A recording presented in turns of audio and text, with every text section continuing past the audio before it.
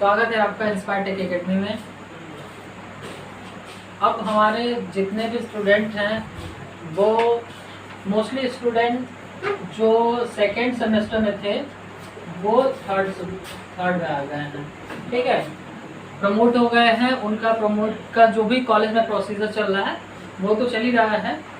अब हम लोग क्या कर रहे हैं कि अब हम लोग थर्ड सेमेस्टर के जो भी सिलेबस है या सब्जेक्ट है, हालांकि हमारा सेकेंड सेमेस्टर का पूरी कोर्स कंप्लीट नहीं हो पाया था कुछ प्रॉब्लम्स की वजह से, बट उसको भी हम सोचेंगे कि धीरे धीरे कंप्लीट कर दें, क्योंकि कॉम्पिटिटिव लेवल पे उनकी भी अपनी एक अलग वैल्यू है और एक अलग बेनिफिट्स हैं जो थर्ड ईयर के सब्जेक्ट्स में काम आती हैं।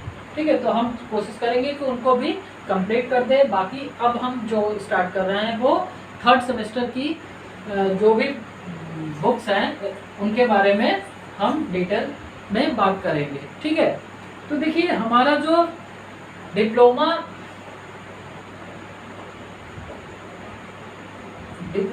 थर्ड सेमेस्टर की अगर बात करें, ठीक है, तो थर्ड सेमेस्टर में एक हमारा सब्जेक्ट हो जाता है डिजिटल इलेक्ट्रॉनिक्स। ठीक है, कौन सा होता है हमारा?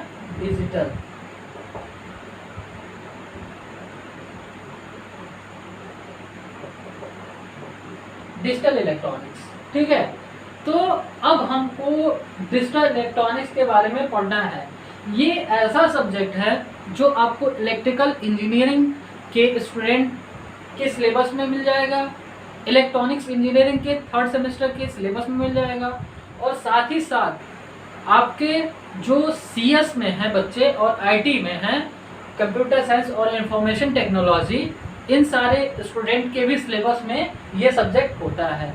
तो ये चार पांच ब्रांचेस के सिलेबस में इंक्लूडेड सब्जेक्ट है।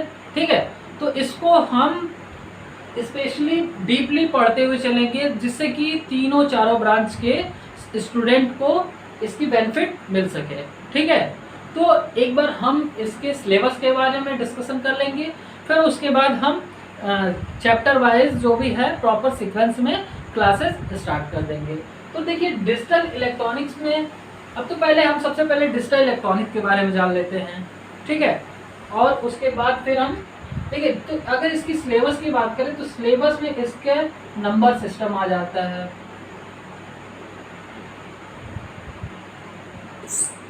पहला चैप्टर नंबर सिस्टम होता है, दूसरा चैप्टर हो जाता है हमारा लॉजिक गेट्स,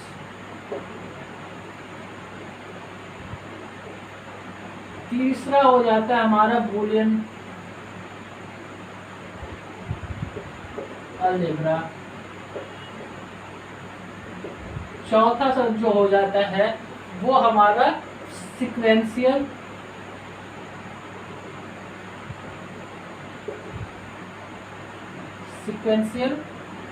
सर्किट।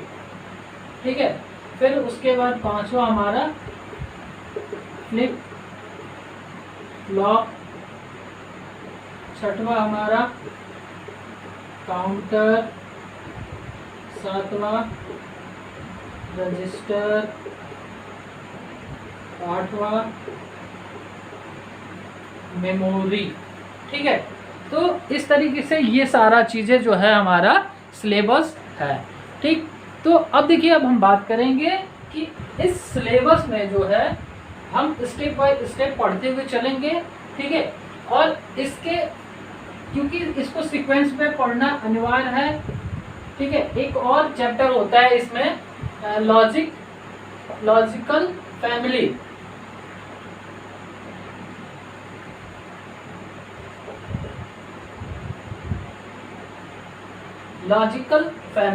ठीक है, तो जितने भी अभी सिलेबस जितने भी हैं वो सारे हम लोग डिस्कस करेंगे और पढ़ेंगे सारे सिलेबस को। ठीक है, तो आइए अब हम लोग इसके बारे में हम नंबर सिस्टम लेके चलते हैं। ठीक है, और हम लोग नंबर सिस्टम के हिसाब से पढ़ना स्टार्ट करते हैं। ठीक है, तो अगर चैनल पे जितने लोग नए हैं वो चैनल को एक बार सब्सक्राइब कर लें और बेल आइकन प्रेस कर लें और ज़्यादा से ज़्यादा लोगों के बीच में शेयर किया करें। ठीक है, चैनल्स को, ताकि उनको इसकी बेनिफिट्स मिल सके। ठीक है, तो अब हमारा पहले हम बात करते हैं डिजिटल। इलेक्ट्रॉनिक्स। ठीक है, हमारा जो बुक है सिलेबस है डिजिटल इलेक्ट्रॉनिक्स, इसके बारे में बात करते हैं। तो डिजिटल इलेक्ट्रॉनिक्स, डिजिटल का क्या मतलब होता है? आजकल लोग हर जगह आप लोग सुनते आए होंगे कि हर एक चीज़ डिजिटलाइजेशन हो रहा है। ठीक है, डिजिटलाइजेशन हो रहा है। डिजिटलाइजेशन का मतलब कि सारा चीज़ ऑनलाइन प्रोसेस से होना और कंप्यूटराइज होना। ठीक है, क्यों? क्योंकि कंप्यूटर जो भी है वो डिजिटल पे काम करता है और वो डिजिटल इलेक्ट्रॉनिक्स डिवाइस है। ठीक है, वो उसका सारा वर्क जो होता है वो डिजिटल प्रोसेस पे होता है। वो हमारी आम भाषा को कंप्यूटर नहीं समझ पाता है। ठीक है, तो उसी को समझाने के लिए हम डिजिटल प्लेटफॉर्म ले आए हैं और उसके थ्रू हम कोडिंग के थ्रू कंप्यूटर्स को समझते हैं। जैसे बहुत सारे लैंग्वेज हैं। ठीक है, तो उन सारे लैंग्वेज में भी ये डिजिटल का इस्तेमाल किया जाता है। ठीक है, और कोडिंग की जाती है। ठीक है, तो प्रॉपर डिजिटल इलेक्ट्रॉनिक्स, ठीक है, मतलब डिजिटल प्रोसेस पे जितने भी इंस्ट्रूमेंट होते हैं वो डिजिटल इलेक्ट्रॉनिक्स के प्रिंसिपल पे वर्क करते हैं। ठीक है, तो डिजिटल इलेक्ट्रॉनिक्स में हमारा जो पहला चैप्टर, अब देखिए कंप्यूटर जो है वो कंप्यूटर क्या है, केवल आपके डिजिट पे वर्क करता है, न्यूमेरिकल वैल्यूज पे वर्क करता है। ठीक है, उसको एक प्रॉपर मशीन कोड चाहिए होता है, मशीन लैंग्वेज चाहिए होता है, जिसको वो अपने हम कोडिंग करके अपनी भाषा को इनपुट डिवाइस के थ्रू मशीन को हम कोडिंग में भेज देते हैं और वो कोडिंग समझ के उस सारा प्रोसेस करके हमें आउटपुट हमारे लैंग्वेज में दे देता है। तो ये सारा कंप्यूटर का पार्ट है। ठीक है, तो वो सारा चीज़ हम अगर टाइम मिलेगा तो कंप्यूटर वाला अगर कोई सब्जेक्ट हम लोग पढ़ते हैं तो उसमें हम बात करेंगे।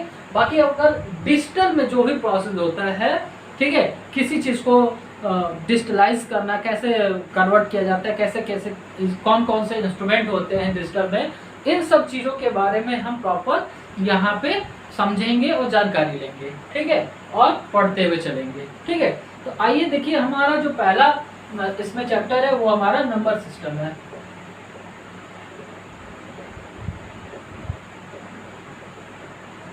अब आपको पता होगा नंबर सिस्टम में क्या होता है कि नंबर सिस्टम बस प्रणाली या सिस्टम जो नंबर्स का इस्तेमाल करते हैं और जिनका ऑपरेशन सारे नंबर्स पे ही होता हो। ठीक है, वह नंबर सिस्टम कहलाता है, वो प्रणाली। ठीक है, जिसमें सारे नंबर्स का इस्तेमाल करके हम कोई भी प्रोसेस करते हैं। ठीक है, तो अब देखिए नंबर सिस्टम। अब नंबर सिस्टम में हम पहले तो ये समझेंगे कि ये नंबर सिस्टम होता क्या है और नंबर सिस्टम कैसे बना है। ठीक है, फॉर्मेशन कैसे हुआ है नंबर्स का, तो ये चीज़ हमको समझना बहुत ज़रूरी है कि नंबर्स का फॉर्मेशन कैसे हुआ है। ठीक है, और कोई भी नंबर्स है किस फॉर्मेट में होता है। ठीक है, तो इसके लिए आप देखिए नंबर सिस्टम। अभी आप लोग देखिए जो डिजिट वर्ड है वो ग्रीक है। ठीक है, अब देखिए ग्रीक वर्ड से लिया गया है डिजिट। इसमें जो नंबर सिस्टम में डिजिटल में जो डिजिट है, देखिए डिजिटल इलेक्ट्रॉनिक्स में डिजिट जो नंबर है, नंबर हमारा कैसे बनता है, डिजिट का मिलकर बनता है। और डिजिट क्या है, ग्रीक लैंग्वेज में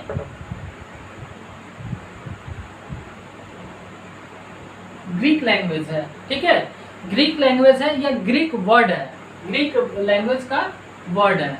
ठीक है, और इसका मतलब होता है फिंगर्स। ठीक है, इसका मतलब क्या होता है, फिंगर्स।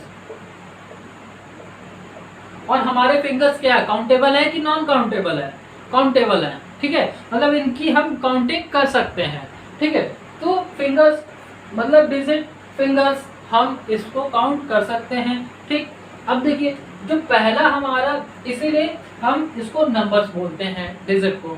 ठीक, और इन्हीं के कॉम्बिनेशन से नंबर्स भी बनते हैं, डिजिट के ही कॉम्बिनेशन से। जैसे आप लोग पढ़ेंगे कि यूनिट डिजिट होता है, टेंस प्लेस वाला डिजिट होता है, 1000, 100,000, 10,000 एटसेट्रा वगैरह वगैरह। ठीक है, तो ये देखिए, अब देखिए जो पहला हमारा नंबर सिस्टम है वो हमारा रोमन में आया।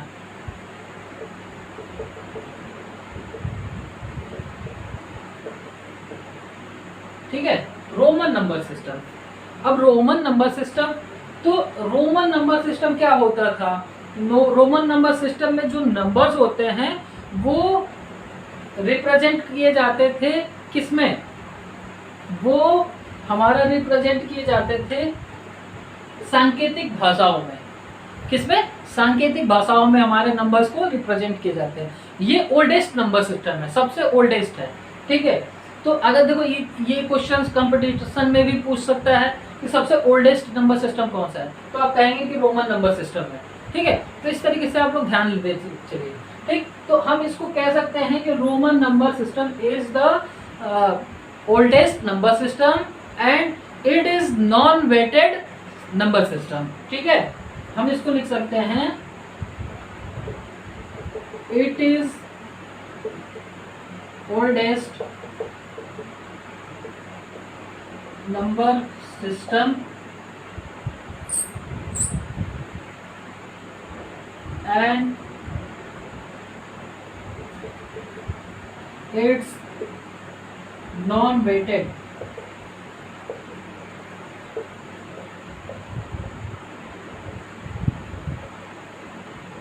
नॉन वेटेड नंबर सिस्टम, ठीक है। अब देखिए एक वर्ड आप याद ध्यान से समझिए, ये हम लिखे हैं जो नॉन वेटेड, उसका क्या मतलब है, ठीक है। अगर नॉन वेटेड, अगर यहाँ पे हम वेटेड भी तो कर सकते थे, ठीक है, वेटेड भी कर सकते थे, ठीक। तो अब देखिए ये नॉन वेटेड वेटेड, इस चीज को आप लोग समझ जाइए और बाकी आगे भी ये सब समझ में आता रहेगा, क्लियर हो जाएगा। हम जनरली अभी इसको समझा दे रहे हैं ये चीज कि देखिए नॉन वेटेड जिसका वेट ना हो, ठीक है, और वेटेड जिसका एक वेट होगा, इसकी एक पोजीशन वैल्यू होगी। जैसे आप लोग प्लेस वैल्यू और फेस वैल्यू दो चीज पढ़ते हैं, ठीक है। क्या क्या पढ़ते हैं? Place value and face value, ये चीज आप लोग पढ़ते हैं ना नंबर सिस्टम मैथमेटिक्स में। प्लेस वैल्यू किसी भी, जैसे ये हमारा 2 4 5 6, इसमें 4 का प्लेस वैल्यू क्या हो जाता है? 4 × 10⁻³ ये होता है, ठीक है, सॉरी 2 होता है, ठीक है, क्योंकि आपका 100 की प्लेसेस पे है ना, ठीक है। तो ये हो गया। अगर इसकी फेस वैल्यू अगर बात करें हम, फेस वैल्यू, तो इसकी फेस वैल्यू केवल और केवल 4 हो जाएगी, ठीक है। तो ये प्लेस वैल्यू और फेस वैल्यू होता है। तो उसी तरीके से देखिए यहाँ पे क्या है कि इस 4 का कुछ ना कुछ वेटेज है, ये क्या है? वेटेज है इसका, ठीक है। ये हमारे 100 के प्लेस पे है, ठीक है। तो 100 यानी कि सैकड़े के स्थान पे है, तो इसकी जो वेट क्या हो जाएगा? ये हमारा 10⁻² हो जाएगा, यानी कि इसका वेट है। बट हम अगर रोमन नंबर सिस्टम की अगर बात करें यहाँ से, तो रोमन नंबर सिस्टम में हम नंबर्स को कैसे रिप्रेजेंट करते हैं? First, second, third, fourth, fifth, 6, 7, 8, 9, 10, इस तरीके से हम पूरा रिप्रेजेंट करते हैं ना। ये सॉरी दिख नहीं रहा है आप लोगों को, हम इसको हम फिर से यहाँ पे लिख दे रहे हैं। ये देखिए हम नंबर सिस्टम, जो हमारा रोमन नंबर सिस्टम होता है, रिप्रेजेंटेशन किस में करते हैं?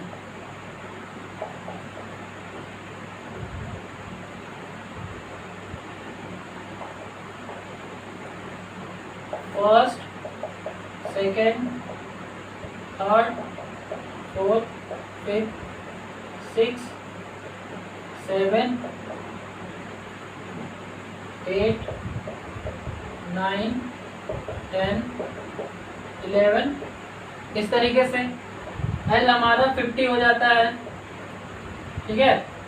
ये 1 को 2, 3, 4, 5, 6, 7, 8, 9, 10, 11, ये 50 हो जाता है, ठीक है। इस तरीके से हम रिप्रेजेंट करते हैं। तो क्या इसका कोई वेट दिख रहा है आपको? नहीं ना, इसलिए इसको हम नॉन वेटेड कहते हैं। और वेटेड वेटेड नंबर सिस्टम अभी आगे आएंगे, हम उनके बारे में भी बात करेंगे, ठीक है। अब देखिए इसके बाद जो है हमारा, अब हम ध्यान देंगे इस पे, कोई भी नंबर सिस्टम होता है उसके दो वैल्यू होते हैं, ठीक है। एक तो हमारा डिजिट और एक रेडिक्स, ठीक है। तो अब देखिए कोई भी नंबर सिस्टम है, कोई भी नंबर सिस्टम है तो उसमें हमारा रेडिक्स, जिसको हम बेस बोलते हैं, जिसको हम आर से, स्मॉल आर से रिप्रेजेंट करते हैं, ठीक है। बाकी और जो है हमारा डिफरेंट डिजिट होते हैं। तो अगर कोई भी नंबर सिस्टम है, ठीक है, उसका बेस अगर आर है मान लीजिए, ठीक है, तो इसके जो डिजिट होंगे वो कितने हो जाएंगे, डिजिट हो जाएंगे, जीरो से स्टार्ट होगा, क्योंकि जीरो हमारा सबसे छोटा डिजिट है, ठीक है। तो जीरो से स्टार्ट होगा और जीरो से कहां तक जाएगा, r-1 तक, ठीक है। क्यों, अब देखिए इस चीज को आप ध्यान दे दीजिएगा, हम थोड़ा सा इसको ऊपर लिख दे रहे हैं, आपको समझने में फायदा रहेगा। देखिए मान लीजिए कोई भी हमारा नंबर सिस्टम है, ठीक है, कोई भी नंबर सिस्टम है जिसका जो है हमारा रेडिक्स, जिसको हम बेस भी बोलते हैं, मान लीजिए आर है, स्मॉल आर से रिप्रेजेंट करते हैं। तो इसमें रिप्रेजेंटेशन नंबर ऑफ डिजिट्स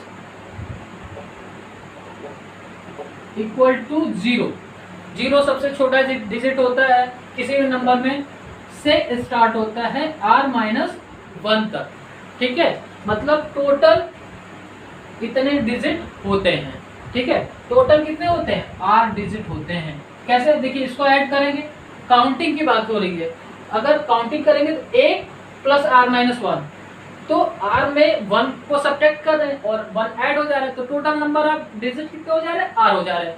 यानी कि जितना रेडिक्स रहेगा उतने ही डिजिट होंगे, ठीक है, उतने ही रिप्रेजेंटेशन होंगे, उतने ही नंबर्स होंगे, नंबर्स तक का रिप्रेजेंटेशन होगा, ठीक है। तो अब देखिए, अब अगर हम बात करेंगे किसी भी नंबर सिस्टम की, तो किसी भी नंबर सिस्टम में कितने उसके रेडिक्स क्या होते हैं, तो कितने रिप्रेजेंटेशन नंबर्स होते हैं।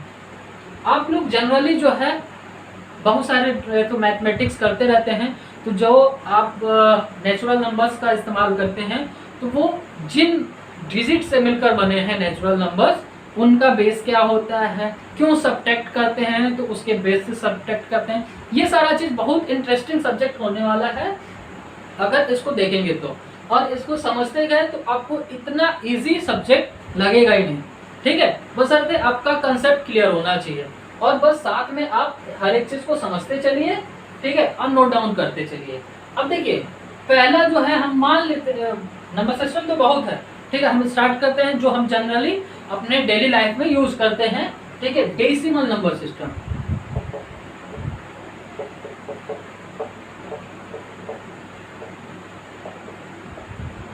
ठीक है, इसका बेस कितना होता है, 10 होता है, ठीक है। तो नंबर ऑफ रिप्रेजेंटेशन कितने हो जाएंगे, यूजिंग नंबर्स कितने हो जाएंगे,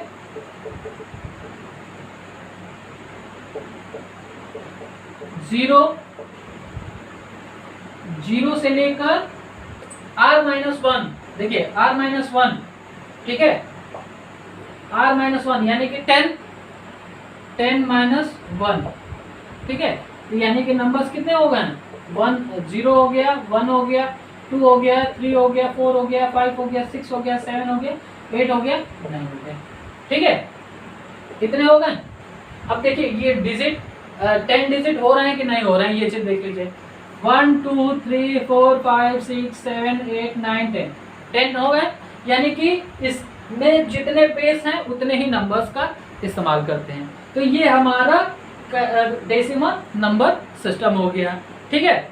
अब देखिए दूसरा नंबर सिस्टम की बात करें हम, जनरली आप लोगों को जानकारी होगी इसके बारे में, बाइनरी।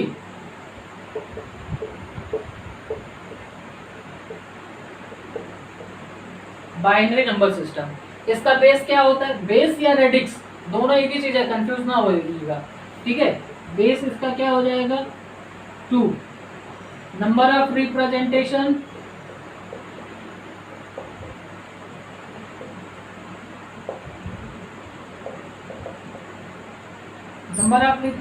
कितना हो जाएगा 0 से 2 - 1, यानी कि कितने नंबर्स हो जाएंगे 0 और 1, 2 ही डिजिट होंगे, ठीक है। तो ये हो गया। अब देखिए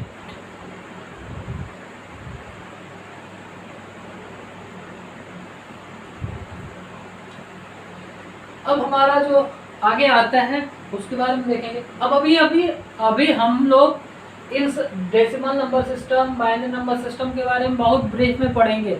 अभी हम केवल आपको बता रहे हैं कि इसमें कौन कौन से नंबर्स इस्तेमाल करते हैं, ठीक है। आप इसको अपने लैंग्वेज में लिख भी सकते हैं, नोट्स भी बना सकते हैं, ठीक है। बस आप यहाँ पे समझते चलिए।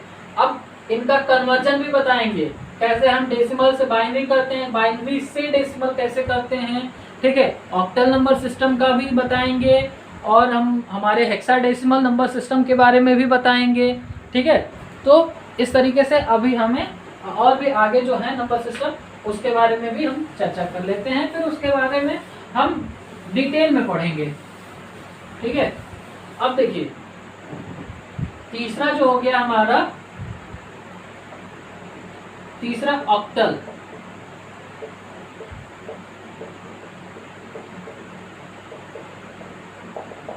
ऑक्टल नंबर सिस्टम बेस कितना होता है इसका, बेस इसका 8 होता है। रिप्रेजेंटिंग नंबर्स कितने होते हैं 0 1 2 3 4 5 6 7, ठीक है। 1 2 3 4 5 6 7 8 डिजिट हो गया ना, ठीक है। यानी कि अगर कह देंगे कि कोई भी बेस हो उसका मैक्सिमम नंबर रिप्रेजेंटेशन नंबर क्या होता है, तो r-1 और मिनिमम तो हमारा 0।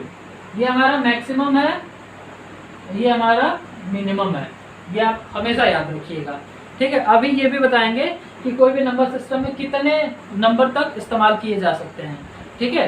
जैसे अगर हम बात करेंगे बाइनरी में तो वो चीज़ हम इस्तेमाल करेंगे, ठीक।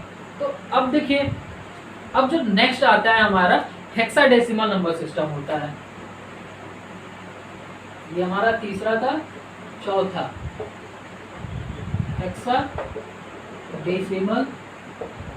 नंबर सिस्टम, ठीक है। हेक्सा नंबर्स, अब देखिए हेक्सा है और डेसिमल है, दो चीज है, ठीक है। इसका जो बेस होता है हमारा 16 होता है, यानी कि 0 से लेके 15 r-1 तो r-1 15 हो जाएगा, ठीक है। मगर इसमें थोड़ा सा ध्यान देने वाली बात ये है क्यों क्या कह रहा है, हेक्सा प्लस डेसिमल दो नंबर सिस्टम का कॉम्बिनेशन है, ठीक है। ये हमारे ज्यादातर कंप्यूटर में इस्तेमाल किए जाते हैं। तो ये देखिए इसमें जो रिप्रेजेंटेशन होता है हमारा 0 1 2 3 4 5 6 7 8 9, अब देखिए 10 से जो होता है हम A लिखते हैं किसको 10 को, B लिखते हैं 11 को, C लिखते हैं 12 को, D लिखते हैं 13 को, E लिखते हैं 14 को, F लिखते हैं 15 को, ठीक है। तो इस तरीके से ये हमारा रिप्रेजेंटेशन होता है, ठीक ना। तो इस तरीके से हम ये 4 नंबर सिस्टम के बारे में आज समझे हैं, ठीक है। अब देखिए कल नेक्स्ट वीडियो में हम लोग इसके आगे जो है इनका कन्वर्जन कैसे किया जाता है, या इस नंबर सिस्टम में कैसे हम कैसे हम नंबर्स बनाते हैं, फॉर्मेशन कैसे होता है, ठीक है। इसके बारे में हम कल नेक्स्ट वीडियो में ब्रीफ में समझेंगे, ठीक है। तो अगर आपको वीडियो पसंद आ रहा है तो लाइक करिए और चैनल को ज़्यादा से ज़्यादा शेयर करने की कोशिश करिए और अपने दोस्तों में शेयर करिए और सब्सक्राइब करने के लिए बोलिए, ताकि और लोगों को इसका बेनिफिट्स मिल सके। और यहाँ पे जो डिजिटल इलेक्ट्रॉनिक्स है ये प्रैक्टिकली तौर पे आपको इतने अच्छे से समझा दिया जाएगा कि आपको एकेडमिक से लेके कॉम्पिटिटिव एग्जाम तक में कोई प्रॉब्लम नहीं होगा। ठीक है, तो मिलते हैं नेक्स्ट वीडियो में। धन्यवाद।